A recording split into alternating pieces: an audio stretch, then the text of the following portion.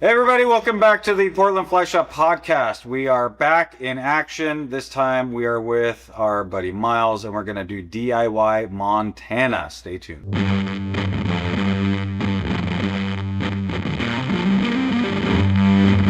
All right, we are back after a long hiatus. I must apologize, but we're back. So I've got really no excuses except... Usually blame me, but Well, actually, this time it was my fault. It all started when I got the plague, and then I gave the plague to you, and then you left and went to Iceland, and we got busy, and one thing led to another, and now we're back. So hopefully you still care about us. I'm Jason still, in case you forgot. and I'm Nick. And our special guest for today, we have our good friend. I officially can say ex-employee after Saturday, but Miles. Thanks for having me. Hey, thanks for coming. So, Yeah. All right. So Miles is I'm gonna kind of flatter you a little bit. This goes against everything I believe in, giving compliments, but Miles is very well traveled, very well respected. I was amazed at how many people came into the shop all winter and were like, Miles? Like, what are you doing here?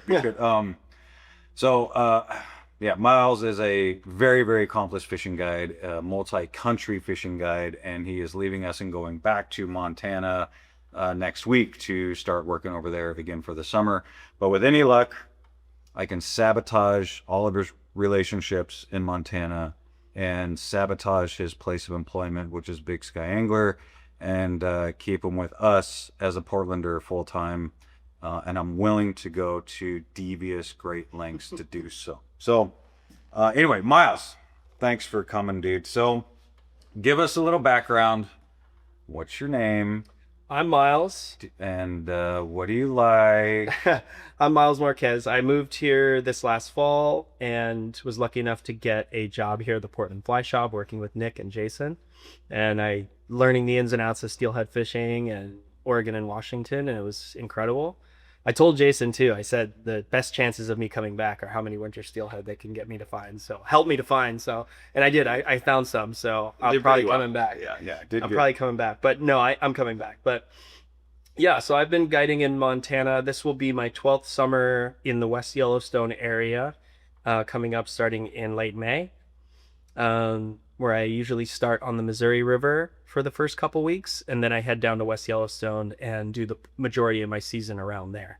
And I guide for the outfitter and fly shop Big Sky Anglers in West Yellowstone, Montana. So I've been doing that now, like I said, this will be my 12th summer, and I'm looking forward to it. And it's a great place to be a fishing guide.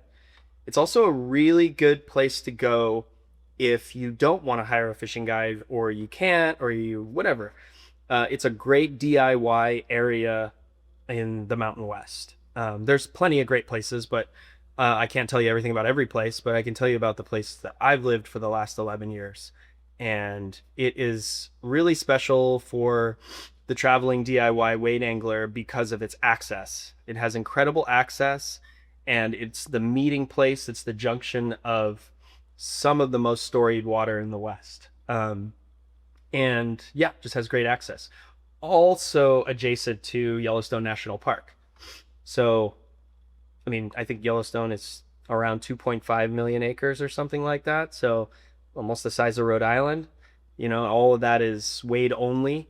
So no drift boats to have to deal with. And then you have the Madison River coming out of West Yellowstone and Yellowstone National Park. You have the Gallatin River flowing north out of Yellowstone National Park. And then out of this kind of flowing west and southwest is the Henry's Fork of the Snake River. And just those three main bodies of water, you could spend an eternity fishing. But yeah, so, I mean, where do we start? All right, let's get into it right away. Madison. Let's start with the Madison. Give us a rundown. Most people don't know there's a weight only section. So for the DIY angler, best opportunities, like where you're going to Like, what would you do as a DIY angler for just the best possible trip?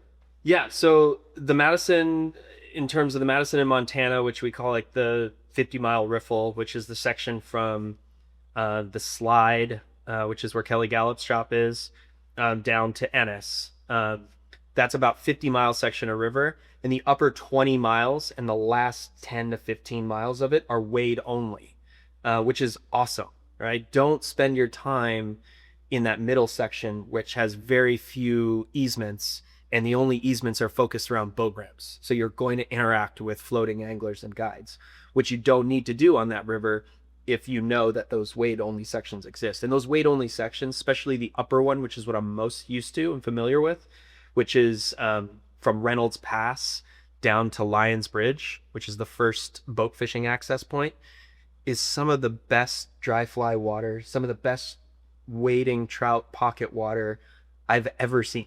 The Madison is a really unique river in that it's, we call it, like I said before, the 50-mile riffle. The whole thing sometimes is often waist deep or shallower all the way across, rocks strewn out across, creating seams everywhere. So trout can be literally everywhere. There's not really one part that pools up where everybody's going to want to run to first. Almost every single piece of water that you walk along could have, a good sized trout. And the Madison's also notorious for its mix of numbers and size. So not always going to be giant 2-footers, but it has a really good high average size and a pretty not even number of rainbows to browns, but a pretty good mix. And just because of that character of water, everything is so quick and short that dry fly fishing works really well, right? The fish only have a little bit of time to see the flies. So, and like most Western rivers, it gets a good stream of your normal Western hatches, which you'll be familiar with coming from Oregon. In the primary months of the summer, which would be June, July, you're going to go through multiple species of caddis, in 16s and 14s. I'm not one of the guys that knows all those species of caddis, like some of my friends, but they're all like olive and brown and tan and 14 to 16. Well, so kind of every hatch chart like lists out like PMD with Latin names. There's one VED with Latin names, and like all the mayflies are like spot on. Yeah. And then every hatch guide says May through August, caddis. Yeah, and so like, you're going to have great caddis fishing on the Madison. Madison's famous for that. It's going to overlap with PMDs. Gets a few green drakes. It's not really the best water, but you'll see them out there every once in a while. And obviously it gets salmon flies and golden stones like the Deschutes. So super similar hatch patterns to the Deschutes. Sallies.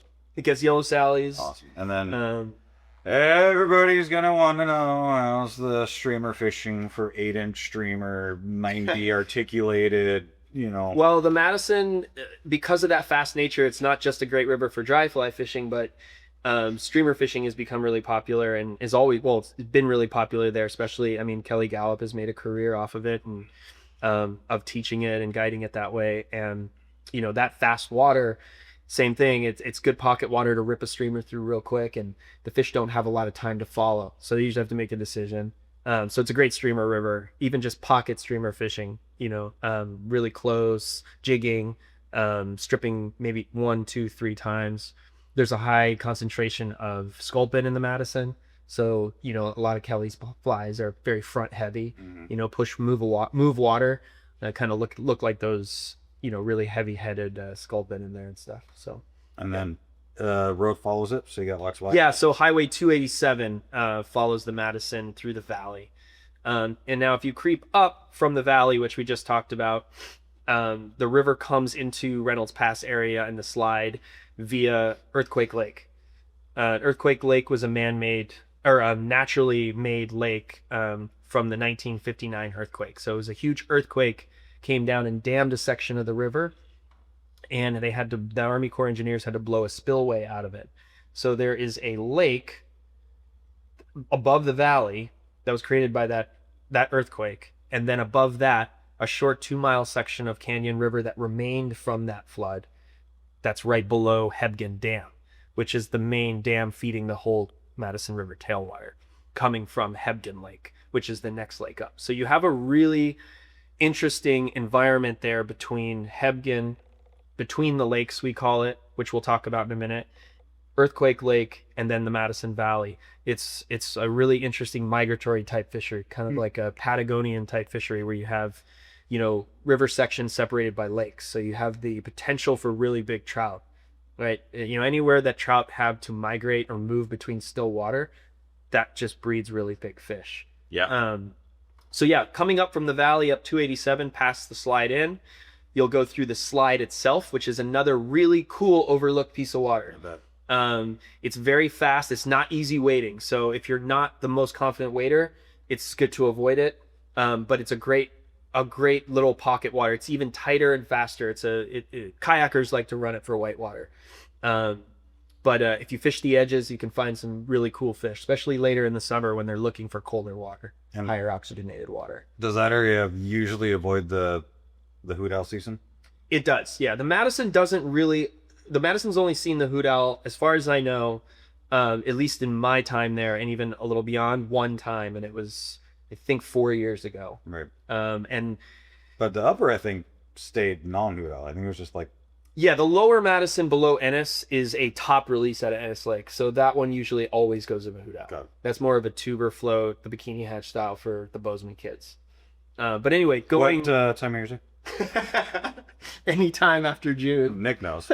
He loves bikinis. But does get a good Mother's Day caddis hatch early, like right now or right before now, before it gets too hot. But above the slide, the fast rocky section of the slide, which has tons of public access. It's all public on the river right side, the highway side. It's just can be a scramble to get down to. So again, if you're not a confident wader, maybe avoid that one.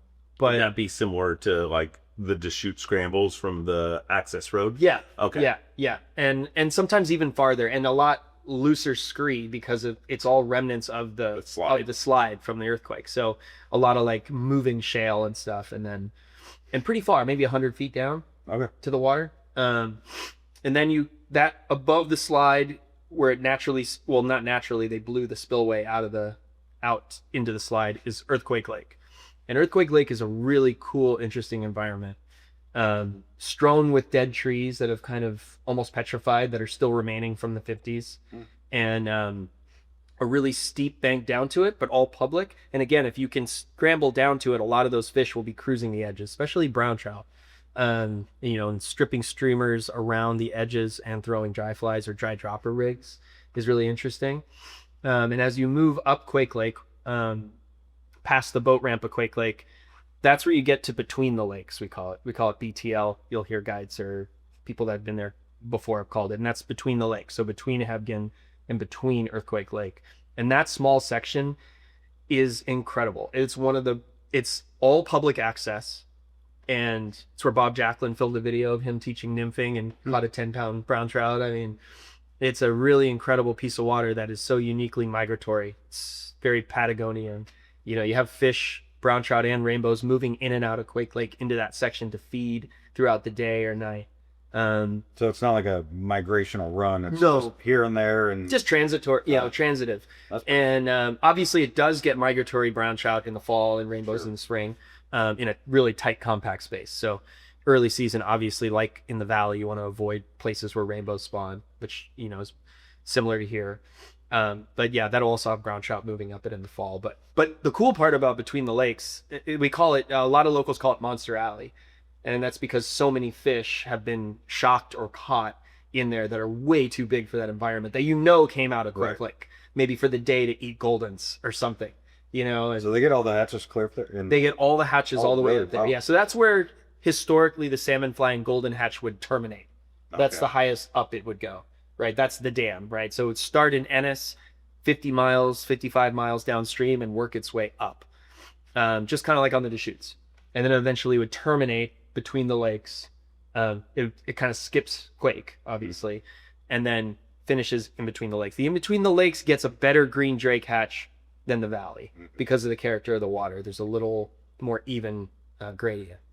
But that section is incredible. It's all public. There's a little dirt road that runs off of it called Ghost Village Road. You'll see tons of people on there and tons of guides. But again, it's the Madison. Anywhere you step in could have great fishing and will have great structure to fish. Sure. So it's not like you're going to be yearning after one spot that everyone wants to line up for. And And yeah, that's a sneaky little spot. You can fish it all the way to where it goes into Quake, where there's kind of a little delta where the current starts to terminate. You got really interesting current speed and substrate in that little zone where the between the lakes section flows into Quake and spreads out. You think about that when you're thinking of mayfly hatches and the type of water you want to look for mayflies. And like, so most of that area, like, do you have any recommendations of where people, like a hub that they should stay at? Yeah. For that, or like, is it easy to camp there? Or what? So right there in between the lakes, there's 2 campgrounds. There's Beaver Creek and Cabin Creek Campground, which are national forest campgrounds. Obviously Kelly Gallup has lodging. What's it called? What's the shop in between the lakes called? Campfire Lodge. Campfire Lodge. That's why you're here. Campfire Lodge has a small fly shop. Really sick breakfast. It's hard to get into that breakfast, but they have famously really good pancakes. And they also have lodging.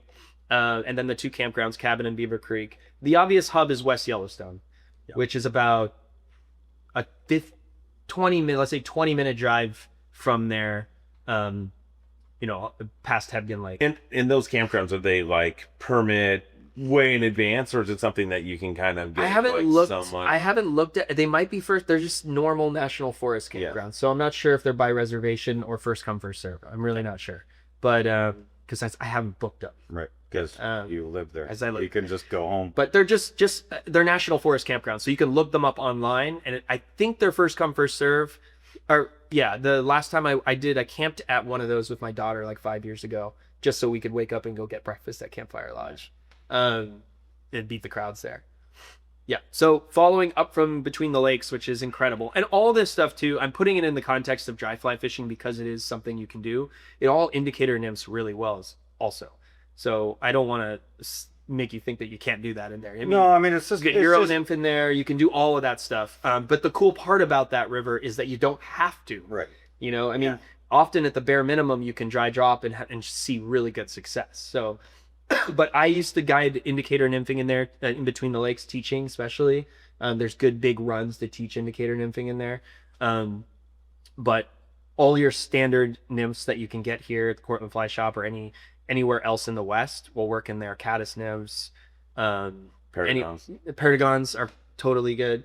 Brian Sylvie's nymph. I didn't know anything about Brian Sylvie, but I fished the Sylvie pupa forever. Yeah. And I was like, oh, that's Brian Sylvie's fly. I thought he was just a steelhead guy. That thing was amazing. His caddis nymphs I've used those there for years.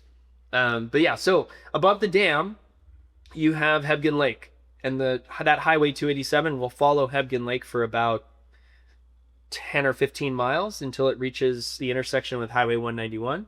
And that is what we call the north shore of Hebgen Lake. And Hebgen Lake is a phenomenal stillwater fishery. And whether you're out there looking for calabatus on the water, dry fly fishing, leech fishing, indicator chironomid fishing, all of it is super popular there. It's a really good fishing lake with or without a boat. And mostly because it's massive. It's like 20 miles. There's multiple arms.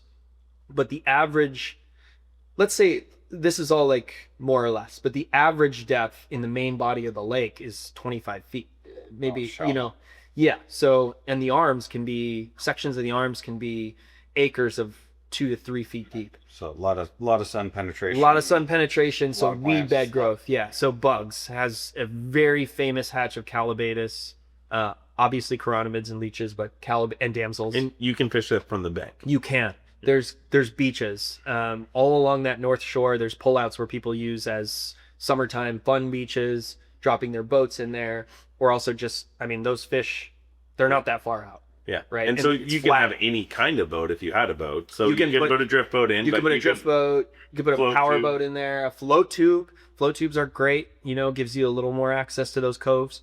But all along 287 there on the north shore, we call it, there's tons of little coves. Then you'll start getting into some communities where there's easement to the lake is a little harder, but you'll follow that road along Hebgen, along the north shore, and eventually reach a T intersection, which is 191. And Highway 191 is the main road north out of West Yellowstone, which continues So if you make a left heading north, it continues through Big Sky, following the Gallatin River into Bozeman.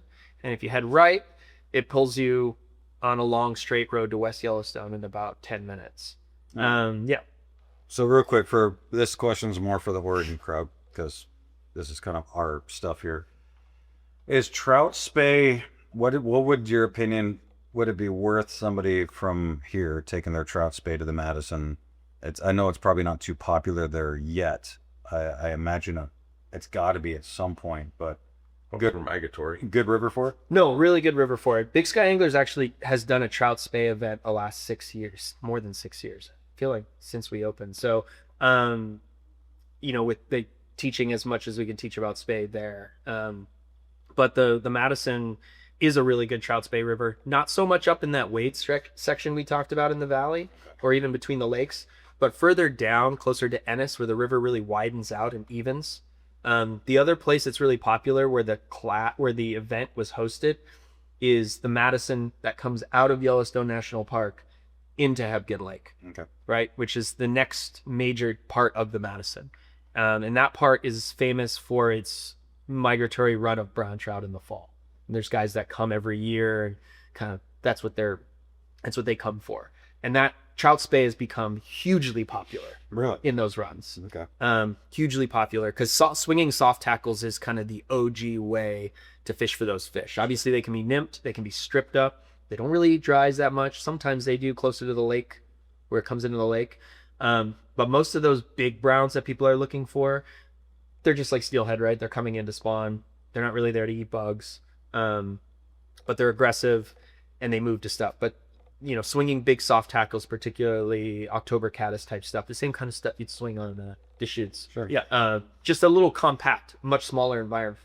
But when you're talking about swinging and covering water and not casting, as often overhead, especially for, some of the older guys that have fished that fall run for years, like 20 years, 30 years, they're older guys casting overhead even if it's just a soft tackle and a floating line, that can be pretty laborious over a long time and like 2 weeks of fishing that run. So they've really adopted that trout spay. Nice. Yeah.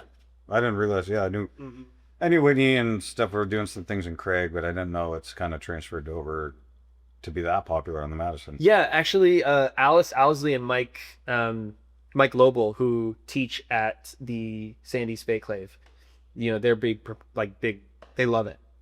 I see sweet. Lobel out there doing it all the time now. Good. Mhm. Our little Feeders. Our little feeders are spreading. Mhm. Yeah.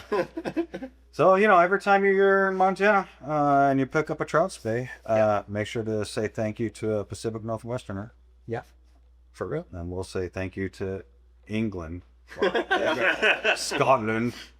Cool. Is that it for as far as landscape on the Madison? Yeah, just one thing before we move on, like that upper section of the Madison that comes from Yellowstone around the backside of the town of West Yellowstone into Hebgen Lake, through the heat of the summer, it's usually now put officially on hoot owl, but it used to not be. But everyone would avoid it because it's coming from the Madison and the Park, which is the confluence of the Firehole and the Gibbon, which are both geothermic rivers. So you mix that with the heat, no dam, and the spring water that's feeding them is hot spring water. So those rivers get really warm. So we just avoid them. Now I think it's officially under hoot owl. So by law you can't fish them. Yeah. But Plenty of other water. yeah, usually exactly. Usually that lifts in September and like middle of September when the mornings start getting cold, and that's usually when those brown trout start pushing up. Gotcha. Yeah. Okay, real quick. Top 5 flies you're gonna take in season specifically for the Madison. Like what do you pick first out of your box when you're Ooh, don't say chubby. I say Don't say chubby. no. I don't. I really don't. I that's gonna be on there, but particular. But no, I'd say real specific patterns. Craig Matthews X Caddis. Okay. That's designed for Sounds the like a Great Madison. Atlas. Incredible fly tire. He used to own Blue Ribbon flies. I mean, that is a legendary caddis. I would not have that ever. Concurrently, his Sparkle Dun. It's probably my favorite PMD for the Madison. Easy to see, floats. What's another good one? Top 5? Top 5. Eric's- You can go subsurface too. Okay, Eric's aunt. I'll say that. Eric Swanson used to have Eric's Fly Shop, my old boss. Incredible angler, incredible fly tire. Also a fly designed for that river, on that river. Nymphs, the Shopvac. That is a classic. That was, I think, also a West Yellowstone fly. That's a great caddis nymph. I mean, I've used it for years. I'll still use it. It's incredible dropper fly. It's incredible nymph fly. On that same line, I'll say Shopvacs / guide dips / crystal dips. So dips and Shopvacs are they're kind of the same. They're all, you just look them up. They're good. And they're simple and they're really easy to tie. And then I guess the fifth, Streamer. a streamer. Sure. Man, I fish a lot of small streamers. I'll give it to Kelly though. If it's for the Madison, I'll probably fish. I don't like the big dungeon, Right. but the micro dungeons that he sells now, the small and the micro ones in an olive. That's a no-brainer for the Madison. That's a great one on the Yeah. shoots too. Yeah. Yeah. And that's size. That's small size. Yeah, the small size is good. It's easy to throw. It's easy to pickpocket kind of fish. Well, and you get fish that eat it that you would like to catch. Yeah. Yeah. 14s to 16s will Totally, eat that. totally. And it doesn't, you're not just after the Yeah. behemoths, Yeah. right? It's a good fly. It's a really good fly. Also born and bred on the Madison. So. All right, cool. There you go. Any questions for Ron? Does anybody out there have any questions for Ron? Put them in the comments. Yeah, put them in the comments and we'll make sure to interrupt his guide day. Let's move on to the next section. Okay. Okay, so next up, let's do the Gallatin River. Yeah, Gallatin's a great river. Runs from Yellowstone National Park in the mountains and then follows Highway 191 all the way north through Big Sky, Montana, and eventually into Bozeman area. That section, there's kind of two main sections of that, how it relates to our area. And that's the canyon section around Big Sky, which is, all of it is public. Like, or when you're around Big Sky, there's definitely a lot of private property. But when I say all of it's public, it means that there's sporadic and frequent public access. So good public access in the canyon, even where the homes are. And it's a tighter, canyonier, deeper slotted kind of river. Fishes really well, indicator nymphing. It gets a really good hatch of salmon flies and goldens in that section, in the canyon section, closer to Big Sky and north of south of Big Sky towards West Yellowstone. What's their timing on their salmon fly hatch there? Ish early July. Okay. Yeah. Yeah, dependent on season. So wrap up here. Yeah. Fill up the tank. It'll only cost you $200. And Maybe 3. head east. Yeah, I mean, you really can. I run into people who fish the salmon fly hatch from Oregon through Idaho into Montana. But anyway, the Gallatin coming up out of the canyon into Yellowstone on its way to south towards West Yellowstone. Hold on, let me rephrase that. So let me go downstream. Okay, so the river comes out of the Yellowstone National Park, eventually comes out of the mountains and follows Highway 191 and flows north. That first section, that's about 15 miles, 20 miles, is in Yellowstone National Park boundary. But you don't go through a gate. Is that where like one side's Yellowstone National Park, the other side's road? No. Okay. That's the Madison in the park. Okay, because that's where I got chased by a moose. Yeah. There's a lot of moose Yeah. in the Gallatin there. Didn't Yeah. expect it. There are moose in there. And grizzly bears. But that section through in Yellowstone is a lot shallower and faster. There's less slotty type water. It's not canyon water, but really good dry fly water and cold water. The Gallatin, we all know as locals as somewhere that stays cold really after the heat of the summer, because it comes from really high mountains in Yellowstone National Park. Hence why the salmon fly hatch is A little later, yeah. But also that canyon water by Big Sky, that warms up too, mostly because of all the homes and Big Sky Village in there, right? There's just been a lot of development there, right? So as that warms up, those fish, especially brown trout, will push up into that Yellowstone National Park boundary area and put themselves in really accessible water, like really shallow water that looks almost like, I don't know, where do I throw it? There's no tight, deep bank spot necessarily or a one good rock. It's just kind of shallow and riffly, and you'll just walk and you'll see them, like you'll step over them, and there's just big fish in there because that is flatter land. It's not canyon like we were saying. So there'll be hoppers in there, and it also gets all the hatches, right? So it gets caddis, it gets PMBs, it gets in that section, not so many stoneflies unless you're closer to the canyon mouth. But yellow sallies it gets, and then it gets really good hoppers later in the summer. Yeah, and ants. Yeah, so yeah, really good. And then in the canyon by Big Sky, really good dry fly fishing as well. Dry dropper is pretty standard. I don't fish it down there very often because it's really far for me. And I kind of leave it for the Big Sky guides. That's kind of their bread and butter and their home water. So I don't usually need to go that far. I usually just fish it still in Yellowstone National Park boundary. But good water down there too. How far is that lower section from where you're at in West Yellowstone? To get to the canyon, so basically from West Yellowstone to Big Sky, 30 to 35 minutes. Okay. So Gallatin, a historic reputation of smaller fish. Would you consider that to be the case, or does it kind of have a bad rap? It gets a bad rap. That's because most people are fishing it in the canyon because it's the obvious water, and it's good water. You'll catch a lot of fish, but a wider range of size, so some smaller ones.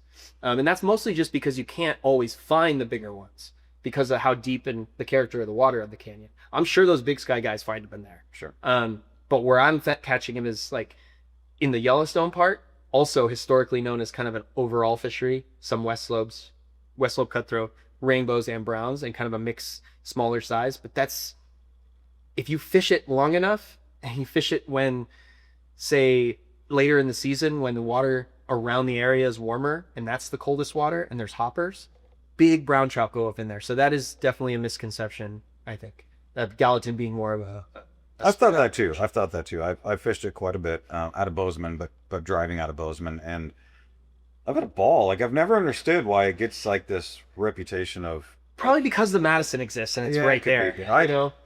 I always have a great time on the Gallatin, Yeah. and it's beautiful and it's pretty shady, and Yeah. and it's super pretty. Yeah, super pretty. And there's some other sneaky offshoots of that. I'm not going to list them. Good. Just look at a map. Yeah, look at a map. Yeah. And okay, so same places as far as like if you're gonna stay, would you probably say stay closer to West Yellowstone? I think if you happen to be in Big Sky, it's a great coincidence to have that fishery there. I think that you're better suited to headquarter yourself closer to West Yellowstone because you're center to the next fishery we're talking about, as well as the Madison and the Gallatin. There are also national forest campgrounds all along the Gallatin between the park section, the park boundary, and Big Sky, Montana.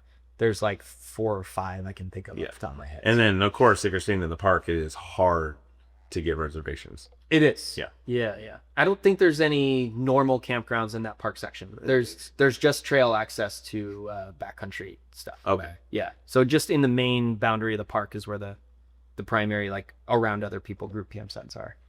Yeah. Top 5 flies, Gallatin. Ooh, yeah. Kind of the same. I guess we can branch out a little more so I can list some more. A hoo-to-hoo and a crystal hoo-to-hoo and... I mean, yeah, all those dips, all that stuff. All your general nymphs are going to work great as droppers or indicator nymph rig stuff. Salmon flies and goldens, I guess, pick your favorite one, really. I mean... A chubby? Yeah, chubby. I mean, I often do fish it with... I do fish the Gallatin in the park there with attractor chubbies, like purple ones. But no, more so like royal ones, right? Like a royal size 12, let's say. Bring that. Not have that. We got bumblebee chubbies this year, I really think would... Yeah. Yeah, be a good I'm one. excited about the bumblebee. I'm excited about the bumblebee chubby. And attractors. Attractors are good in the Gallatin for covering water, but it does get PMDs and caddis. It's just, there are good slots to find rising fish, like steadily rising fish, but not as many. A lot of it, more of that fishery, I'll say, I focus on covering water because it all looks the same, right? So you want to move fast, and to move fast, you want to have something on there that you're confident with, like a purple haze, a micro chubby in any color. A root beer micro chubby and a royal micro chubby go a long way anywhere around there, especially on the Gallatin. And you can drop a small bead off of it too, a small bead head. And is that because it's a little shallower, flatter water there? It is. Are you cool with 9-foot leaders, or do you need to go 12 sometimes? No, I can 9, and then I add a little bit. I don't. I mean, really have, on spooky meter, it'd be 10 being real spooky. No, not super spooky. Okay, cool. Yeah. All right. Mm-hmm. Yeah. All right, is that it? Everything you need to say to the Gallatin? That's pretty much it. I mean, it's overlooked, but look at it. I love the river. I think it's gorgeous, and It is. It's really pretty. I've always Yeah. enjoyed fishing it. I've just had a great time fishing it, Yeah. right? And I mean, we're Deschutes folk, man. Like we're so used to a 16-inch fish being a big fish. Yeah. You know, I mean, because our growing season out here for our trout is pretty short comparatively. So when I have the browns, you know, and so anywhere I can go to catch a 16-inch fish, dude, I'm good. Like I'm really happy with the 16-inch. That greater Yellowstone ecosystem, it's just a paradise for that size fish, which is an incredible fish. I don't think most people really because everybody Everybody thinks a 16-inch yeah. fish is a 20-inch fish. Everybody Everybody comes thinks a in. 12-inch fish is a... You should measure your fish. It's really interesting. You'll learn a lot. Well- It's a good thing to do. I don't think people get so humped on this word 20, right? Like this 20 is like the number everybody like that's the Sure. pinnacle, The right? 20-inch brown. Like, you know, and it's just like every guide wants, you know, says, oh, I guide 200 days a year when like very few guides guide two. It's just the twos seem to be the number, but people forget about truly a 16-inch trout is an awesome trout. And it's not just length, but like everybody forgets about girth. Yeah. And so you have this fat slab of girth in your hand, and it looks huge. Well, you got to remember, like that's a sign of a healthy fishery is whitefish and a good array of different class sizes, different year class sizes of fish. It means a healthy fishery, right? Like, Because the big ones die at some point. yeah. So I mean, you look at the Jefferson, right? Sick river. I don't know that much about it. I have some friends that grew up guiding it. It's known as like there's not a lot that has a very low fish per square mile. It's primarily a brown trout fishery, but it's known for really big ones. But because of that culling, there's not many of them. Right. So, but that's not bad. It's just different. So, but that Gallatin Madison thing is you have a good healthy size of fish. You're gonna catch 6 to 12-inch fish, and that's totally normal. But you're also gonna catch 12 to 16-inch fish, which is awesome. And you can catch bigger ones sometimes. You know, it's a good spread of the fish. Like, I feel, you know, people need to be more humble with their sizing, and you know, like realize that like a 14-inch or 12-inch fish is still a great fish. And the moment though that you tell yourself that it is an 18 or 20-inch fish when it really isn't, you're not helping yourself. You're only hurting your reputation.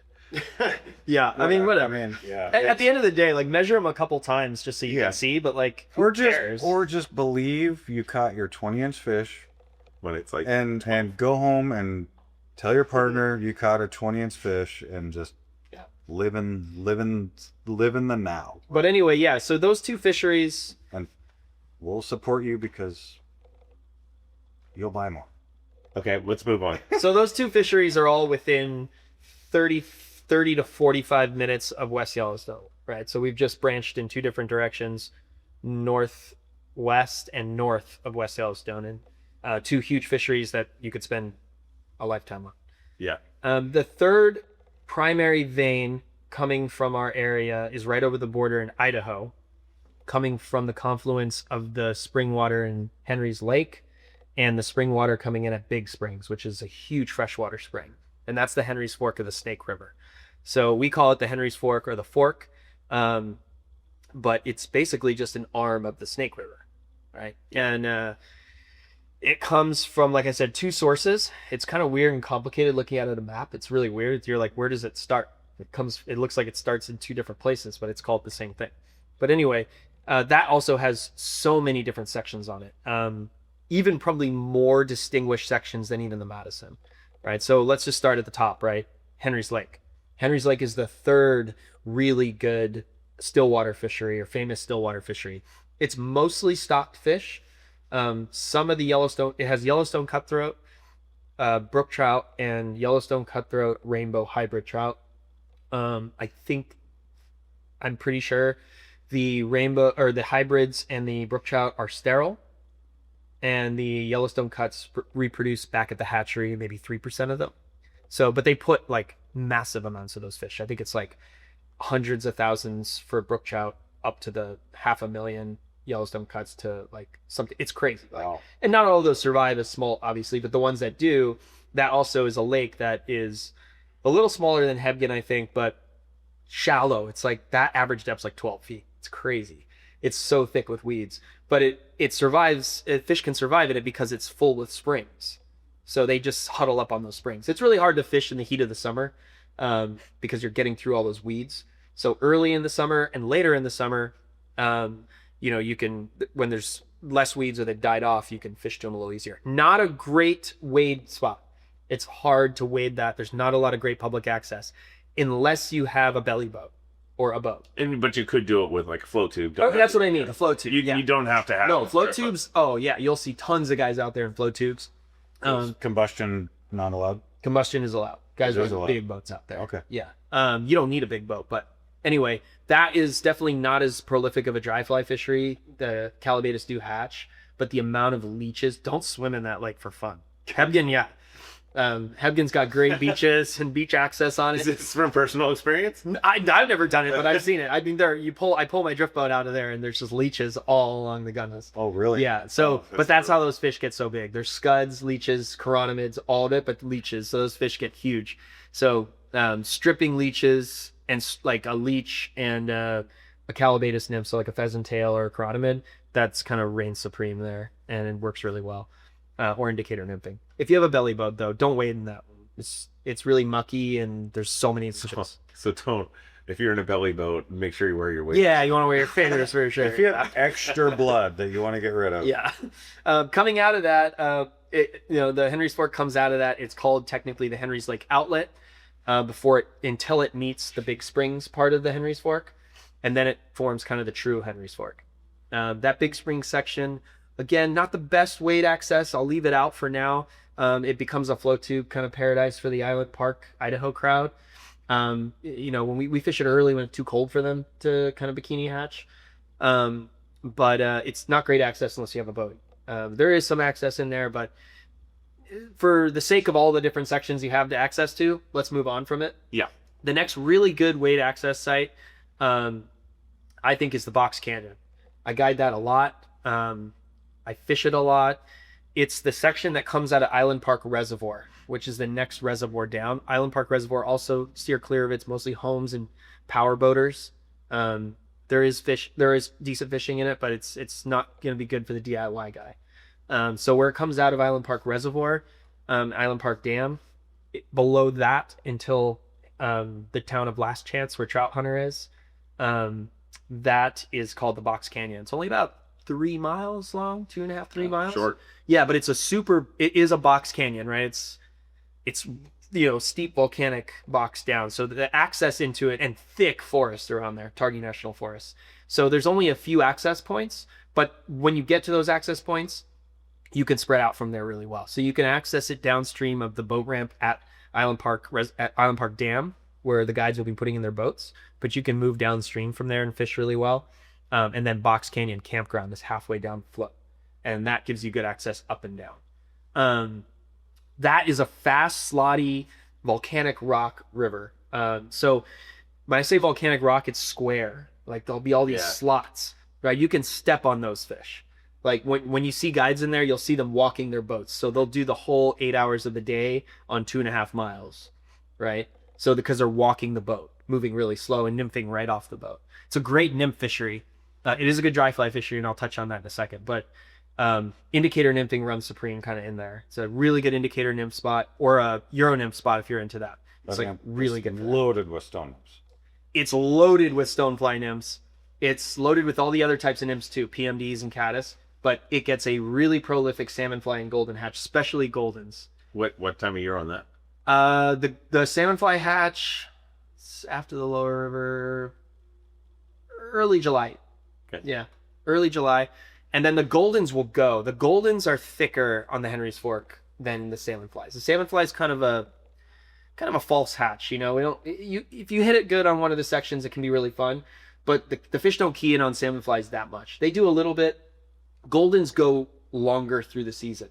So the goldens will go all the way through July. I mean, I fished goldens in August there before. That's crazy. Yeah, that's awesome. And they'll get smaller, but it's sick, right? Like they're there, and they'll hatch kind of in waves on the Henry's Fork. So, you'll get like a primary wave with the salmon flies, and then it'll lull out, and you'll get caddis and mayfly stuff, and then there'll be another wave of goldens. Goldens are a huge source of food on the Henry's Fork, but But anyway, nymphing that with rubber legs and PMD nymphs, PMD perdigons, whatever, is great. And we fish a rig called a 90-degree rig there often because it's so fast.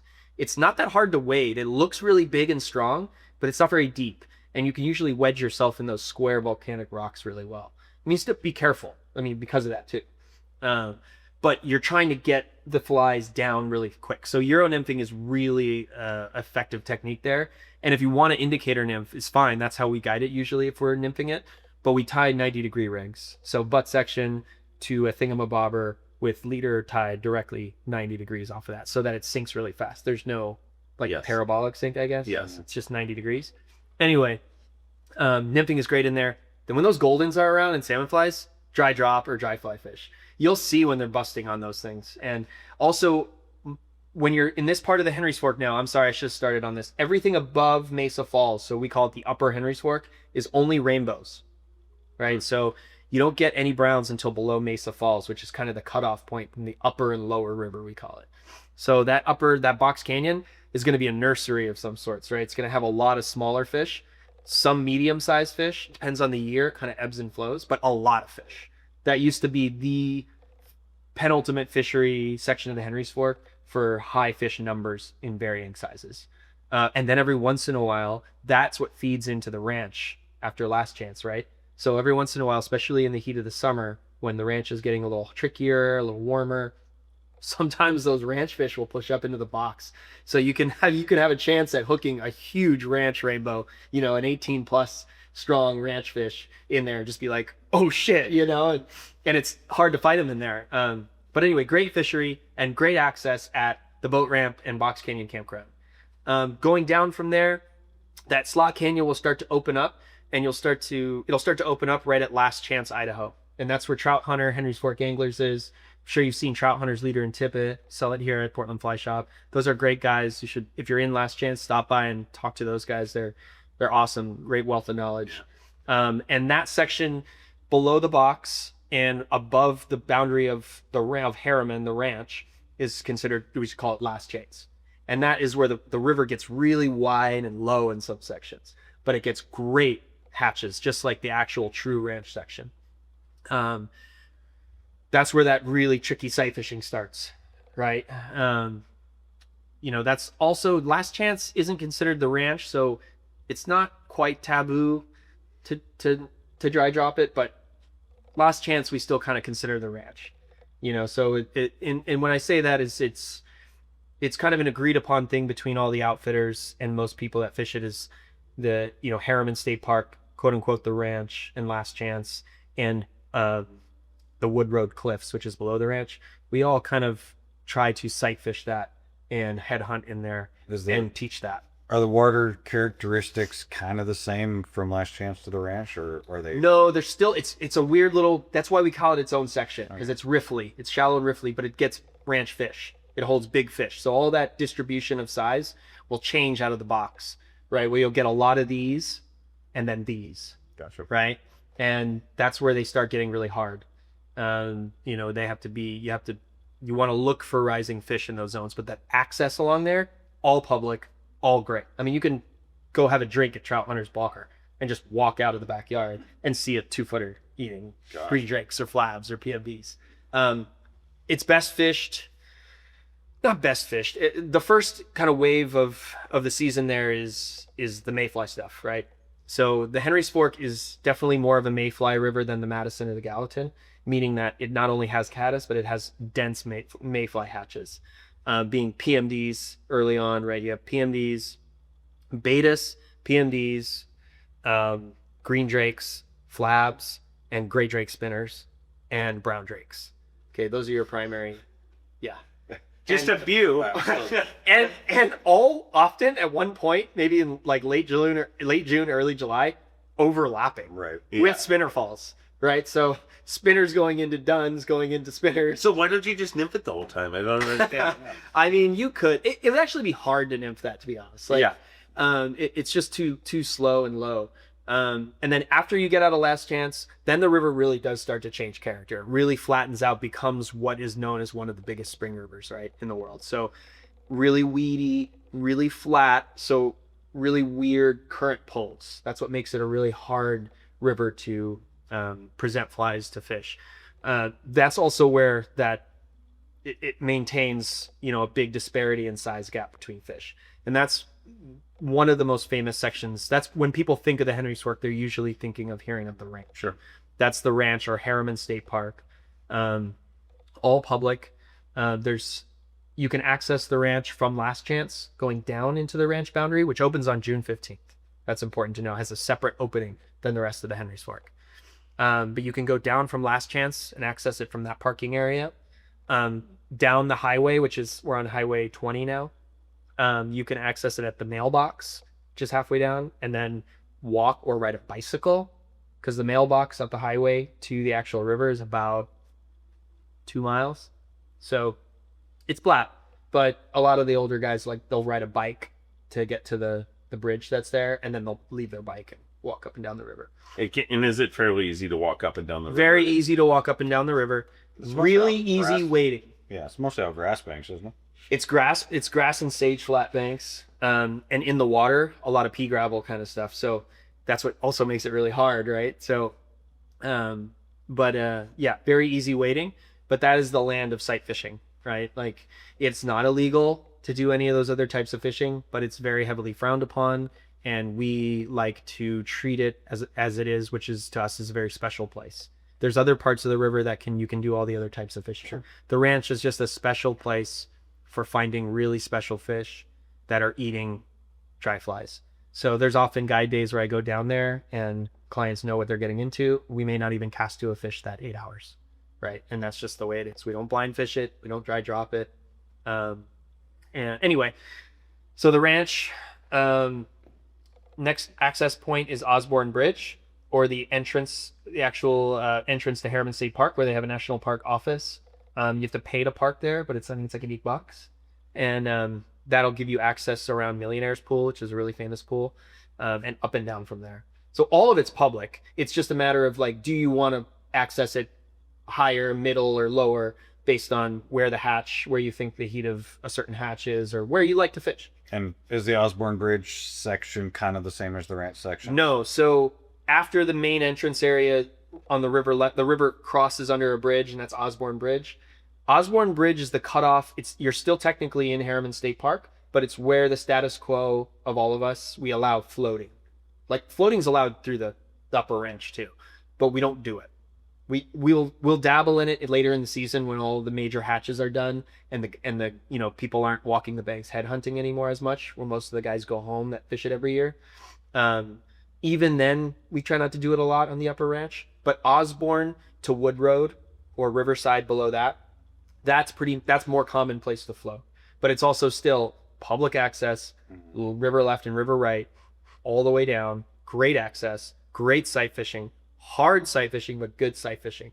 And then the next boat ramp or access point, I call it a boat ramp because that's what it is. So that's kind of the next kind of point of interest, is at Wood Road. And Wood Road comes off of the Mesa Falls Scenic Byway, which is how you'd access the lower part of the ranch. You branch off onto a Forest Service road called Wood Road, which is a really rugged Forest Service road. It doesn't get maintained at all. It's really ruddy. It takes a long time to drive it because of how bad it is. But you get down there, it takes you to Wood Road Cliffs. And that's the very farthest downstream terminus of the ranch. And then the section above the Riverside Hatchery canyons. There's a canyon section again below that. But that Wood Road ecosystem is different too. You have these tall cliffs on the river left side, the public side, and you can see them down there. And they're usually some of the biggest fish are down there by Wood Road. They're also some of the hardest fish. I've had to sight nymph those, where my client's down on the water and I'm up on the rocks. And you just come up too high, you see them just glide out to the middle. But I've had to sight nymph them, unflashed, unbeaded pheasant tail upstream, watching the mouth open. They're just some of the hardest fish, but really cool. And you can see them. How far is the ranch from West Yellowstone? The ranch from West Yellowstone, same thing, 30 minutes, 35 minutes. So you can really just... You're right there. Yeah. So below that is the river, the Henry's Fork goes away from Highway 20 and goes into kind of another wilderness area. Osborne or Riverside. Riverside Campground is the next access point down in that little canyon. Gets really good salmon flies and goldens down there. So after Wood Road, that you start seeing goldens again because of the river substrate change, right? So that's also a really cool game you can play with. Some of those Wood Road fish will eat those too. But going down from there to Riverside Campground, great access. Riverside Campground's a really beautiful campground, and there's great access up and below that. And it's more slotty canyony again. Kind of like Box Canyon. More broken water. Yeah, broken water. Do we go back to smaller fish at this point, or is it? We definitely get a spread of size here. Yeah, again, right. But again, if you're touching the ranch without boundary, like you have a chance at really big fish potentially in that zone. And then it goes into a canyon section that does have access points, but are very long drives down Forest Service roads to get to, with limited access up and down from there. Hatchery Ford is one of those accesses, so you can write that down and look it up on a map. Below that goes for it's like 20 miles ish, maybe a little less, and then it comes out of the big volcanic plateau that is Island Park and comes down over Mesa Falls and goes off of Mesa Falls and then continues through canyon where now you have brown trout, and goes through more canyon that you can access on foot, like I said, but it's really hard. That's where there's a raft slide, which is kind of you'd be familiar with on the coast here. We have to slide a raft down a dirt hill. So again, better done. And there's some like there's a class 3 in there, so good to be with a guide on that one. And there is access down there, but it's so hard when you have all this other stuff to fish. Just avoid it for now. Let's just say for the sake of this. Yeah. And then the river comes out of that canyon and flows into the town of Ashton below the volcanic plateau that is Island Park in West Yellowstone. So you drop into what we call the Snake River Valley. So this is where Ashton is like the famous potato farming section of Idaho. So wheat, barley, all that stuff too, but potatoes is famous. This is the Idaho potato thing, right? Mm-hmm. So multiple harvests over the summer. So often you'll see like potatoes scattered on a turn on the road because the trucks are filled to the top, but anyway, river goes into Ashton Reservoir. Comes down out of the forest. That section we call Warm River. It's where the Warm River comes out of the mountains, which comes from a warm spring, and then flows into the Henry's Fork. There's a boat access site there. That's the Warm River Stonebridge access, and then flows through more that's kind of the final bit of the deep forest until it goes to Ashton. That section does have some public access, but you're limited on how far you can go up and down due to private property because you're getting close to the outskirts of Ashton, so private homes. I would avoid it. There's better places to fish, sure, unless you're with a guide in a boat. Varying mix of size and stuff and species, right? So rainbows, browns, whitefish, varying size. That gets a really cool salmon fly hatched. It's very short-lived, but sometimes has big fish that come out of Ashton Reservoir, which is the next reservoir down. But again, you need to be covering water in there when that's happening, so you need a boat. Okay, so it comes into Ashton, goes into Ashton Reservoir. Again, big recreational reservoir. Avoid it. It's not great fishing. Now we get to the true lower river. This is a very famous section of river next to the ranch for sight fishing. But here you have rainbows and some very big browns. The average size fish in the lower river, which is from Ora Dam, which is the dam coming out of Ashton Reservoir, to all the way basically till it reaches the South Fork in the Snake River, which is the big river coming from Jackson. Right. I just fish it from Ora, and our permit ends at St. Anthony, which is the next town down the highway. Mm-hmm.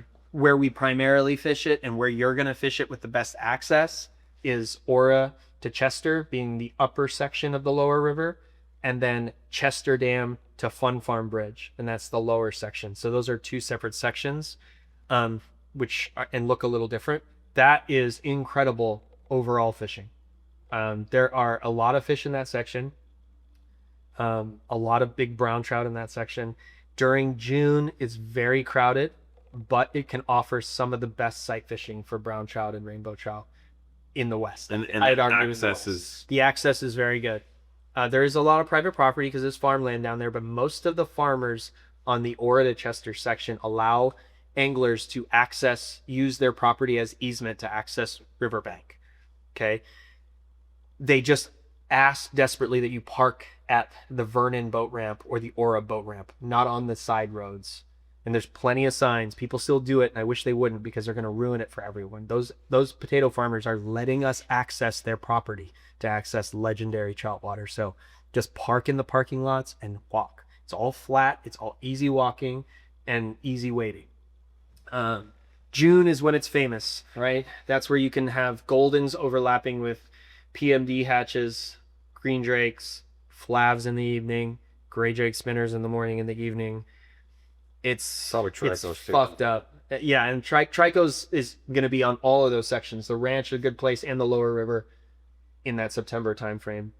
But really, I mean, you can walk it and sight fish it. You can fish out in the deeper buckets and dry drop it. You can indicator nymph it. You can strip it. It's great fishing. I prefer to walk it slow and look for rising fish when that stuff's happening. Even later on, when those hatches are done and it becomes primarily a hopper fishery, you will still see some fish. That's where, learning how to use the light to your advantage and see into the water. It's a mixed bag of gradient and types of water, right? So like mostly flattish, not as boulder strewn as the Madison, but it has boulder structure on the banks. But it's all walking speed, perfect dry fly water. And it's about, on the banks 2 to 3 feet deep, right? So, and it's not crystal clear, right? It's pretty clear, but it's not like crystal blue clear, right? So there is some tint to the water. So you have to learn. That's a great place to learn how to see these fish, right? And not anyone can see them when they're rising. And they're less spooky because of that clarity. They are, and also because they're brown trout, right? So, yeah, but they're still hard. I mean, but they're not quite as hard as the ranch. They're not big rainbows in flat crystal clear water. But you can fish upstream to these fish, as opposed to the ranch where you can sometimes, but usually you're down and across to downstream of fish. So you have Ora boat ramp we talked about. You can park there. And you can walk down from there a little ways before you get cliffed out. But that little ways, just take your time. There's a lot of fish in that little ways. The next access and the best is Vernon Bridge, which is the halfway point from the Ora to Chester section. And that's where you get the best access, river left and right, up and down. But again, park at Vernon parking lot. It's not at Vernon Bridge. Vernon Bridge, and then another distance, and then the parking lot to the boat ramp. Don't cut corners and try to park off to the side of the bridge. There's plenty of signs that say you can't. Just don't do it. It's easy to just walk up there. It's flat. That is great water. Down from there, the access becomes difficult. So you're just, don't worry about it. Ora is your sweet, or Vernon is your sweet spot, right? Yeah. Best access. And now, if you were going to fish that, would you still stay in West Yellowstone, or would you stay probably closer down to one of those towns? Sounds like St. Anthony's this place. Yeah. St. Anthony, yeah, or Ashton. But again, it's not that far. I guide that lower river daily. It's a 60-mile drive, sure. But if you're based in West Yellowstone, you're still centrally located to the rest of the fisheries. Right? Or at least last chance. Still closer than the Deschutes for us. Right. Yeah. I mean, by an hour. Yeah, Chester to Fun Farm also has good access. It's a little more difficult of a fishery to find big fish. There's more big fish, say, and like more of a disparity where you have big ones and a lot of little ones. But there's some sneaky stuff in there. The best access, there's public access on some of the roads on the river right side. You just have to look at it on Onyx or something. It's pretty obvious where the public access is. But in that section, you don't need a lot of water to work with to find really good fish. You just have to take your time. Sure. Yeah. Cool. Yeah. Damn. That was a lot of... It's a lot of water. It's a lot of water. It's a lot of water. All right, we got one more spot. All right, last section, but definitely not least, Yellowstone National Park. Give us the rundown, maybe not every little detail, because there's a lot to cover, but just a solid rundown of the park waters. So if you're based in West Yellowstone, you'd be based in the west entrance of the park. There's a north entrance at Gardner, a northeast entrance at Cody, northeast entrance at Gardner, north entrance at Gardner, northeast at Silver Gate, Cook City, Getting late. East entrance at Cody, south entrance at Jackson Hole Teton Park. So it's a Got it. massive park. Yellowstone is It's big. millions It's of huge. acres. It's huge. And there's a lot of different drainages of water in there. Because you're on the Continental Divide in this whole area too. So you have to remember that. So the west side of the park, so the side closest to West Yellowstone, that is a spring fall fishery for sure, right? That's the Madison coming out of the park, which we talked about a little bit before, that comes behind town and flows into Hebgen Lake. And then its sources, which are the Gibbon River and the Fire Hole. The Fire Hole is famous because it's what's on it, Old Faithful, right? So, and Grand Prismatic Spring, all these are So cool. awesome. If you can fish the Fire Hole in the spring when there's maybe some snow on the ground and there's steam bubbling around you and hot spring, it is one of the most bison. It's one of the most unique kind of fishing environments you can be in. Like, it's not big fish, it's small rainbows and browns, but it is really cool dry fly fishing, and it's just so iconic. Or soft tackle fishing is really fun, and it's just so iconic. Like, everyone should do that at one point. The Gibbon coming from the north, that is broken into two sections. So the lower section below Gibbon Falls, that will definitely be on Hoot Owl, probably even all of it probably in these summers nowadays. But that upper part closer to Canyon Junction in the park, that is above Norris Geyser Basin. So everything below Norris Geyser Basin, which is a huge geyser basin on the Gibbon, everything below that is going to be warmer water, especially going into the summer. But overall, just avoid those two fisheries in the heat of the summer. It's better now that the park is open May 1st, so all of like May, some years going into June, that has all the same hatches, caddis, PMDs, salmon flies, and goldens too. That's really cool. And it all happens before June. Because So- water town. Right, Yeah. as a water town. So really great place, though, to go back to and revisit in the fall when things start getting really cold. Just like a tailwater would, that water is like uncharacteristically warmer than the air, right? So really interesting to dip your hands in there when it's 30 degrees and the water's like 70 degrees. It's so cool. Anyway, so that's the west side of the park in a nutshell. It takes a little bit of a drive to get to what we call the northeast corner. That's like the famous fly fishing most of the summer section of Yellowstone National Park. And that's all Yellowstone River drainage. So that's east side of the divide drainage stuff. So non-Gallatin Madison drainage. The Yellowstone, well, I guess they all go into the Missouri, so never mind. But anyway, the Henry's Fork would be the one that's Columbia River Pacific drainage. But anyway, the Yellowstone drainage is really cool. You have to drive about an hour and 40 minutes from West Yellowstone, which again is manageable. I do it daily sometimes.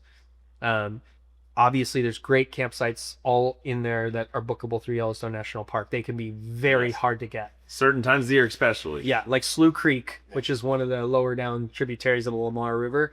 That is some really cool, slow sight fishing water. It is one of the hardest campsites to get in all of them, right? The first meadow, the base campsite, the first meadow, the second meadow, even the third meadow. That river, the Slough Creek. So let's start on our way northeast, right? So the first river that you're going to come across is the Yellowstone River itself, coming out of Yellowstone Lake. All this stuff traditionally doesn't fish well until early July. That's starting to change. We've been fishing it as early as the beginning of June, just with lower snow years. But definitely comes from really high mountains. So definitely cold water, which is great all summer. But some years it's not fishable till like mid-July. But typically nowadays, July 1st, you're safe. The upper Yellowstone River coming out of the lake to basically Buffalo Ford, that area, we call it the upper Yellowstone. That section is from there basically to the falls, is through and above Hayden Valley, which you can't fish. There's signs. Is where the migratory cutthroat come in and out of Yellowstone Lake. We call that the upper. That opens at a separate time than the rest of Yellowstone National Park. That opens now on July 1st. Used to be July 15th, but now it's July 1st. That will open with salmon flies of goldens typically, and green drakes and gray drakes. That is a really cool place to go to sight fish for really big cutthroat. Cutthroat, 18 to 24 inches plus. And they're not that hard to get if you find them.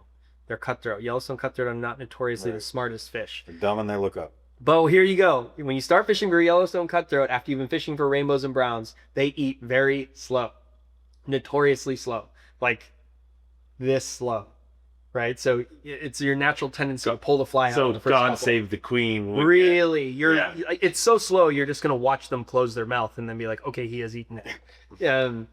But very cool place to find big ones. I would do horrible there.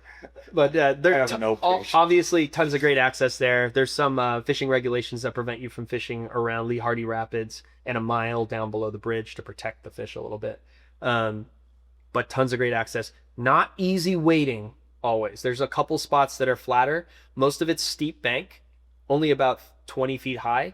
But it's a great way if you're a good wader, you feel comfortable hiking, to walk those high banks slowly looking for them. They're often really brightly accented with orange, so you can see them. Giant spot. Yeah, so just look for them. Look for the traffic cones. Usually if you find one, they'll probably eat anything you put over it that time of year. As it gets later into the summer, they get fewer and farther between. Most of them have gone back to Yellowstone Lake. The ones that are in there are a little harder to get. Great place to trout spay. When, especially later in the year, like August, September, especially October, where you need to cover a lot more water. Like I have some friends that love to trout spay fish that with small sculpzillas and stuff like that. Great way to find them, really fun. Or strip, I've done that too. But tough wading in there. If you can cross over to the other side, good on you. Do it. Buffalo Ford's where you do that usually, but there's clay deposits in there. You'll see them. They're white. They're literally like it's the most slippery surface. And you can't use felt in Yellowstone National Park, right? That's really important for your plate. Yeah. Pay attention to that. Yeah. Felt is banned in the park. Yeah. So make sure So just be very careful. The Yellowstone River is very big water. That's one of our biggest rivers we have around the area. So Yellowstone claims a lot of lives in the summer.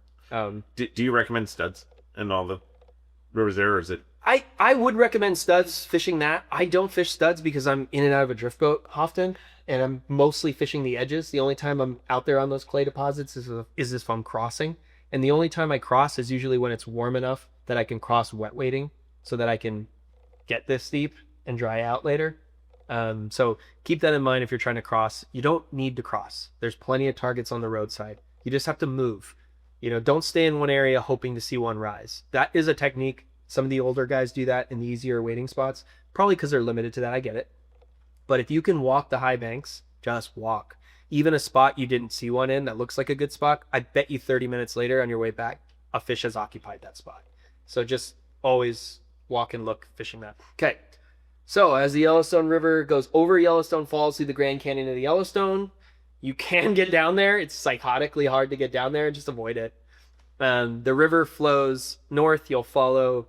You'll rejoin the river along the road past Tower Junction. And at Tower Junction, or Tower Bridge, they call it, there's a big parking area, ice cream shop. There's a staircase down to the Yellowstone River. You can access it. And you'll see a lot of tourists walking down there and some fly fishermen, but it's kind of the easiest way down at Tower, we call it. Tower Creek itself, coming in from the left side of the highway, that's a cool little small stream if you're in good shape, and it has brook trout in it. It's pretty cool. The other primary fishery going straight north to Gardner is the Gardner River.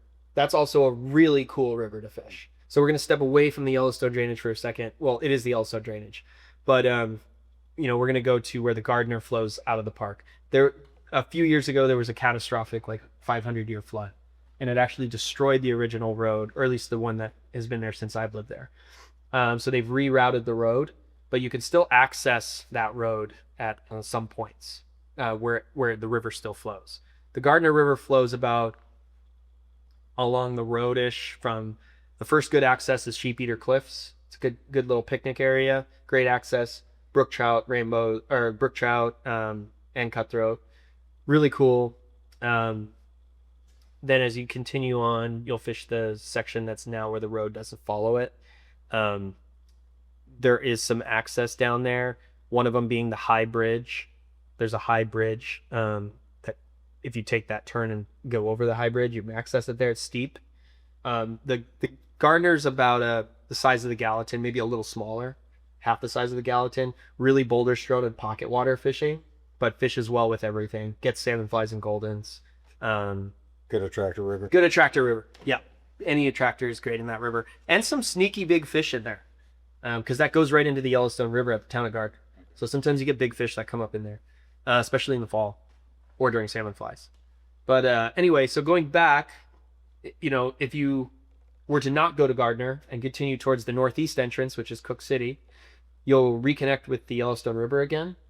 And the first place you'll reconnect with it below Tower, which we talked about, is the High Bridge, we call it, which they're now building a new bridge. They probably are going to be done with it by the time I get there.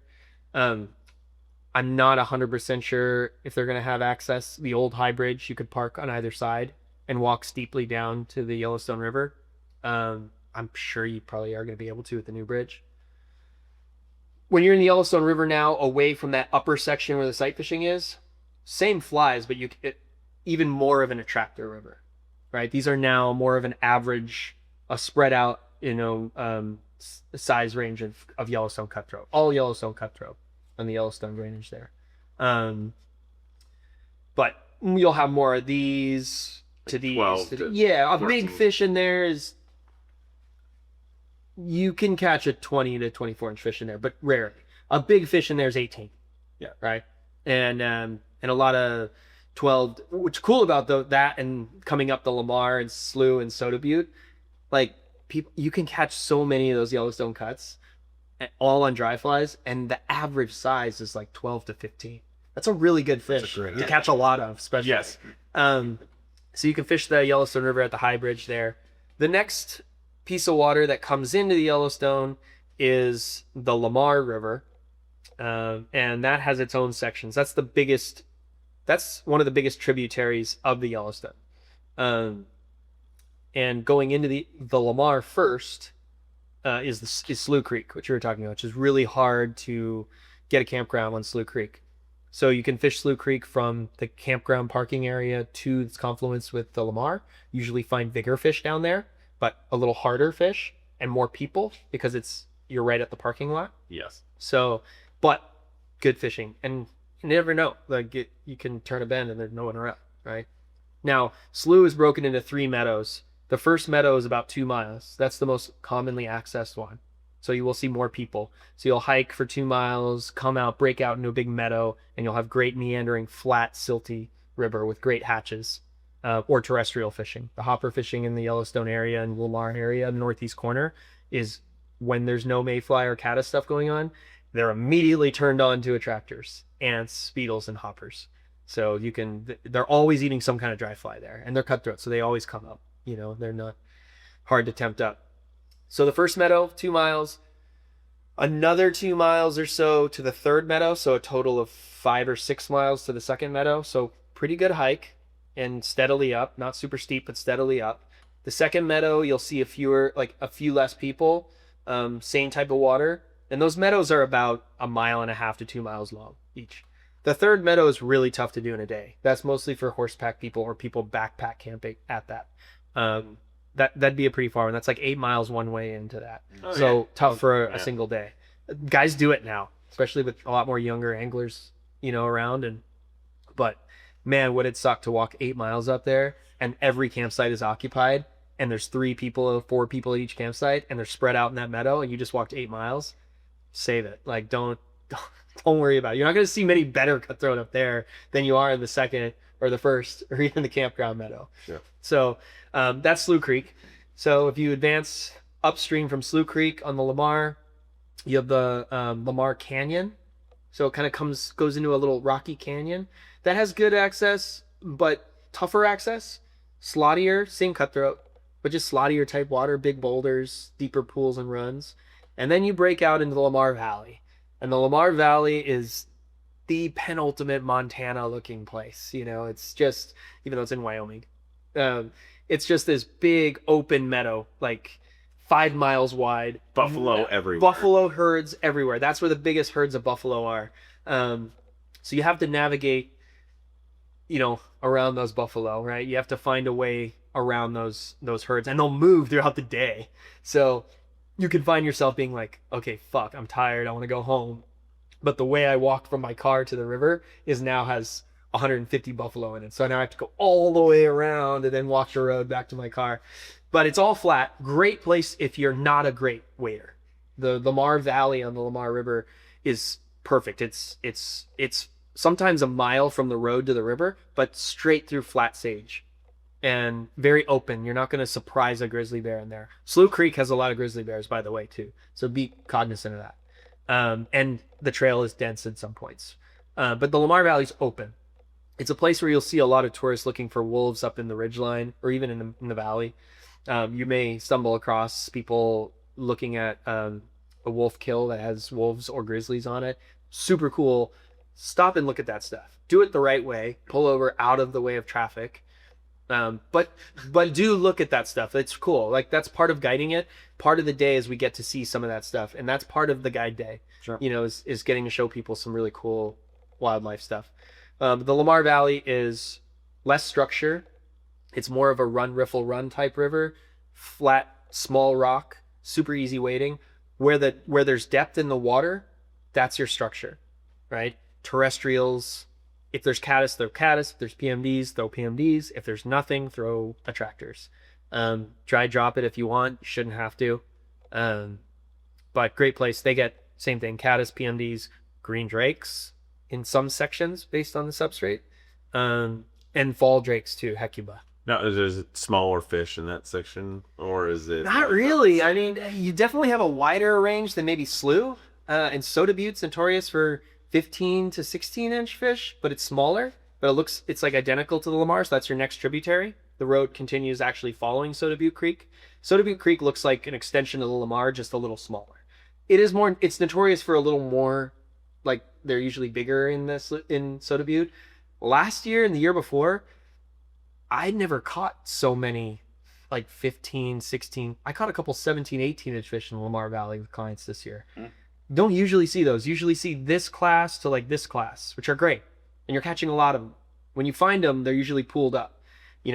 That's all freestone. So as the summer progresses, it gets lower and lower and lower, and those fish get condensed into those plunges, right? And you can't see down there. Their backs are the same olive as the watercolor in the bottom. And so, what about water temps in the Lamar Valley? Is that should be cold all season. I so mean, don't have to worry it about rarely fire. goes on Hoot Owl. Yeah. Just watch the park with that one. You'll definitely see less activity later in the day. I usually, for even though you're not being guided, like my day, I usually condense. I try to leave through the park gate around 7, no later than 7. Because those lines build up by around 8. So I try to get in the park earlier and spend more of the first half of the day fishing. And often I end it by, usually I'll just have lunch in the car and try to leave by 2:30, 3 o'clock. Because if you're going back to West Yellowstone, for example, You got a ways. you got a ways to go. And that traffic, everyone is leaving at 5 to get back into the border towns or the gate towns to have dinner. Right. So try to keep that in mind. If you do want to focus on the Lamar Valley, which July, August is the best time, I think, for that, you can stay in Cook City, Silvergate, or Gardner. It would give you a little closer, less of a drive from West Yellowstone. But then again, you're kind of more condensed in that zone. So it would be harder for you to go fish the Madison and the Henry's Fork, etc. So again, I think West Yellowstone still overall, if you're trying to fish the whole ecosystem, is still better. But Cook City and Silvergate is a cool old small town, right there on the banks of the Soda Butte. The Yellowstone River in that area, is that above the mud? So there's Okay, so this is important. Okay. Yeah. So when you're looking to fish that, especially like I have to look at it guiding, you have to look at recent rain. That gets really bad runoff. Well, every night in July there's a thunderstorm, it seems like. Sure. It depends where it's coming from. Slough Creek comes from one place. Soda Butte comes from another drainage. And then the upper Lamar itself comes from a high mountain range over here, right? So if it's raining in the upper Lamar, the Lamar is going to be blown out, but Soda Butte won't and Slough Creek won't. If it rains and dumps up at Slough Creek, the Lamar and Yellowstone below that will be will be blown out, but the Lamar above Slough and Soda View won't be. So it's really important to kind of look at where those thunderstorms have been. Which is the main culprit to muddy up the Yellowstone every day? The Lamar. That's the Lamar. It's the Lamar. It's usually a plug, they call it, right? Like the Lamar is that biggest dump of color and silt that goes into the Yellowstone. Because there was a huge fire, right? And that's what kind of caused all the runoff, or that's what I thought anyway. I'm sure it probably had a part of it. I think it would happen no matter what, just because of the character. It's so silty. So when it blows, it blows. It gets dirty really fast. But just look at that. There's also gauges on all this. Not all of it, but some of it, right? So I always check the tower gauge, or I check the Lamar Junction gauge. But I mean, if you show up early, it's usually clear.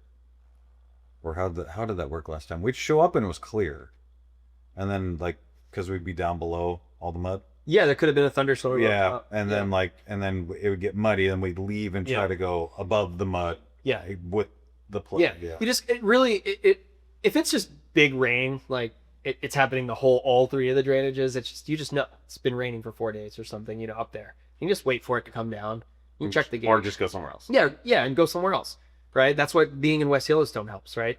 But it just doesn't rain like that anymore, unfortunately. Like I wish it did. It just doesn't rain like that in the summer that often. Some summers, we get those August thunderstorms. I wish we got more of them. We don't get them that much, man. And I was there like maybe it was 5 years ago. 25 years ago. 45 years ago. Not quite that old. I look younger when I shave. Back in the 20s. But that's the main part of the park, that you'll experience. The southern part by Jackson has the Snake River. That's an interesting one. I don't get down there very often. Jackson Hole, that's kind of their range. Sure. So I kind of leave that for them. I'm not licensed to guide over there. But there's also a slew of fisheries over there in the Jackson Hole to Teton Valley area that you're also not that far from West Yellowstone, 2 hours. Yeah. Right. So that's the same as going to the chutes, and you can be over on the main body of the Snake, South Fork of the Snake, Teton National Park. So that area really is a paradise for the DIY angler. There's so much water for you to fish. All right, we should probably wrap it up because we're going on. Oh, we've been going for a while. Yeah, we have. So what are the things that you think you have to bring if you go to Montana? Like don't forget this. Don't forget your rain gear, right? Like don't forget. It's hotter summers and drier summers, but you're still in the Rocky Mountains. Like I always carry a rain jacket. I always carry rain pants. Or if I'm in wet waiting time, you want a good set of waders and boots. You want to have all that stuff, but definitely rain gear. Have rain gear. And then in terms of yeah. So you get mosquitoes in the park. You'll get black flies really bad, especially on these lower, drier years. The small biting black flies, the ones that look like house flies. Oh yeah. Fuck yeah, those are bad. And if you're in the park, you need a separate license. You do. So that's important going into this whole thing, right? So Idaho has a license. You need that for the Henry's Fork. You need a Montana license for the Madison outside of the park, Hebgen Lake, Earthquake Lake, all that stuff we talked about. And then for Yellowstone itself, you need a Yellowstone National Park license. I do get a lot of people that have come from another part of Montana, and they're like, "Oh, I'm good. I already have a Montana license." And I'm like, "No, it's a Yellowstone license because Yellowstone National Park is in the boundary of 3 separate states. So in order to help consolidate that and not have 3 separate licenses, you can just get you have to get the Yellowstone National Park license. But it's only good in the park. It's only good in the park. Yeah. You need a Montana license for the Gallatin Madison. You need an Idaho license for the Henry's Fork. Cool. Yeah. Anything else that you think you could forget or want to make sure you have? All your same trout fishing stuff that you use here on the Deschutes. So 5 and 6 weights, 4X, 3X leader, sometimes 5X if you're on technical stuff on the ranch. But that Trout Hunter 4.5X, that's a really sneaky good tool. Keep that one. Cool. In your back pocket. And then, so I want to mention like one thing, and that's really like this. We're talking about DIY, all this stuff, and there's a really quick way to kind of be a whole lot better at this really quick when you go to any new area. And hire a guide. Like Yeah. you can sometimes hire Miles, but he's you almost always booked. But like Big Sky Angler does have a lot of other Yeah. guides, and it's a really fast, easy way. Even if you're gonna go up there for a week and you can't afford, a guide for 5-6 days, like just if you can for one, Yeah. it does, make the learning curve that much easier for rivers that you're not used It's to. also fun to see the river from a drift boat. Sure. You get to see it in a different way. We probably see some areas that they were saying like you can really only flow through. Yeah. And Yeah. And also just use the fly shops. The fly shops are a great resource out there. I always check in the fly shops whenever I'm going somewhere new. Like, it's the best thing to do. Big Sky Anglers is a really nice, great staff. All the shops in town do. Like, we're all very close. Like, I don't want to make it seem like Big Sky Anglers is the only nice shop. That's the shop I work for and I came up working for, and they're great.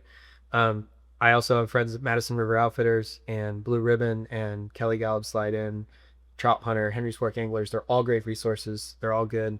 And sometimes they have different flies than we have, so talk to all of them. They're good. And you're gonna have the most up to date Yeah. water information too. Totally. Because And everything changes. It goes year to year, and sometimes things are shifted to the left or shifted to the right.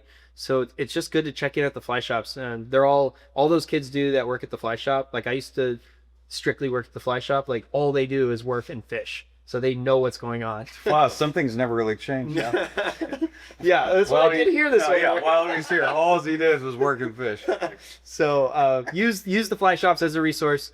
Big Sky Anglers is who I work for. They are great. They're right in the center of West Yellowstone. But yeah.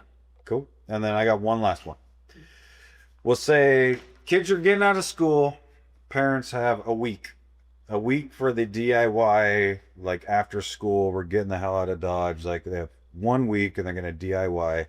What would you be your path? Like, what we'll say, like second week of June, like first big vacation season of the year for everybody out here. What would be like your loop or whatever for just an easy DIY? Maybe they got a couple kids and they got but what would be your 1 week easy badass fishing Montana DIY loop? Yeah, I mean, I think that I would probably avoid the Henry's Fork. I think that if when you have the whole family, it can be a little harder. And because of its differences in sections, it's a little harder. I would focus on the Madison. Madison's a great Madison particular. Gallatin might not be ready yet. The water's still really cold. Good access for them, but just might not be there yet. The Madison is just a good, like, blue collar working. It's always good. It's always dependable. And if you have a family, that between the lakes section is so perfect for that. The waiting is a lot easier. The access is great. Sure, you have to move around people sometimes, but whatever. The $3 in Reynolds Bridge, that stuff in the upper valley, the wade section, that's really tricky wading too. That's kind of the closest I've seen in the chutes. Okay. So might not be the best if you have like 2 kids and 2 parents. It could be a little hard to manage. But between the lakes is really good. If you're there in that early June, the west side of the park is still probably in play. So I would spend some time on the Madison, the Gibbon, and the Firehole near West Yellowstone. The wading is awesome. There's tons of little fish like this in there for them to have fun. Swinging soft tackles goes a long way, and any kid can swing a soft tackle. That's where I would be. I would spend my time in that closer to West Yellowstone little region. Right. I don't think you need to make the drive to the Henry's Sure. Fork, and go through all that. All right. Well, there you go, parents. Now you can get our next generation of anglers ready to rock and roll. The Grizzly Wolf Discovery Center is a great place to maybe send the kids for a day and you get to go out fish. It's a nonprofit in West Yellowstone that has rescued bears and wolves and birds of prey, and it's all non-for-profit. These are all animals that can't survive in the wild, and it's a really sick place to see grizzly bears and wolves up close. And like, they test all of the bear canisters in the country. They test them at the Grizzly Wolf Discovery Center. So they'll just fill them with meat and they'll be like, all right, everybody, let's see if this one works from whatever UDAP, that company, they'll throw it in there and those bears just go for it. They'll just run at each other, hand cutterfuls. It's a great place to take the family. Wow. I still take my daughter there whenever she comes to visit me there. And it's pretty sick. Yeah, better seeing them there than turning a corner at Blue Creek. No, that's good. Yeah, because you don't want to be the meat. Yeah, yeah, and definitely always get your bear spray. You know, I don't you can rent it now in the park and some businesses. I recommend it's expensive. It's $50, $54. Just buy it. It's worth it. It's Just cheap insurance buy it. for It only lasts for a few years. I know you can't fly with it, but if you're driving, you can keep it for a while. You can use it for black bears out here probably too, right? And like, just don't not have it. It's so stupid to not have it. And I one just final little piece on that part is, remember, it's a bear spray. You don't spray yourself to repel them. You don't spray your kids. Spray the bears. Don't spray your kids like it's There's a reason. That is There's a problem. reason for that comment, and you can read between the lines. But yeah, AI is not going to be friendly for everybody. Yeah. But just have it. It's a real thing there. Yes. Cool. Yeah. All right. Well, thank you, Miles. Thanks, Miles. Welcome. Better come back. Yeah. Thanks for having me here. It was really fun getting to work with these guys and get to know them. God, I learned so much. Probably nothing yet, but like I learned a lot just in this 6 months fishing, working with you guys. So it's Hey a man, pleasure. I'm so bummed that you're leaving. I've tried to sabotage your job. Like I was like considering like roofing your ass and like putting you in the closet for a couple weeks. So you got fired, and then John, I'm like, I don't know, he left. Like no call, no show. I don't know what to say, John. But, no, I really enjoy being out there. It's a great place. It's as fun for me to guide it as it is for people to explore it and fish it for the first time. And but I'm looking forward to coming back here again. This has been special too. It's been a hoot, man, and thanks a ton for doing this before you take off. And if y'all want to try to get in Miles' boat called Big Sky Anglers, no idea what he's got booked out or not, but there might be some room to fish with Miles, and other than that, they've got some incredible other guides. So but thanks a ton. Thanks for hanging out with us, y'all, and if you have specific questions, we can try to get them answered in between guide trips, on Miles and stuff. So just for sure. We'll give you his private cell so you can send it to him. They love. I mean, I'm on Instagram. Like you can, That's true. You can DM me on Instagram. What's your Instagram handle so everybody can follow? It's just my name. It's Miles H. Marquez. But you don't have to follow me. But if you want to DM me or follow him, if you want to DM me, I do answer those. I do have people that have seen me in something or heard or fished with me or know me through a friend and has DM me like, "Hey, my family and I are coming out there. What should I do?" I love to answer those. So feel free to DM me. I will answer you. Cool.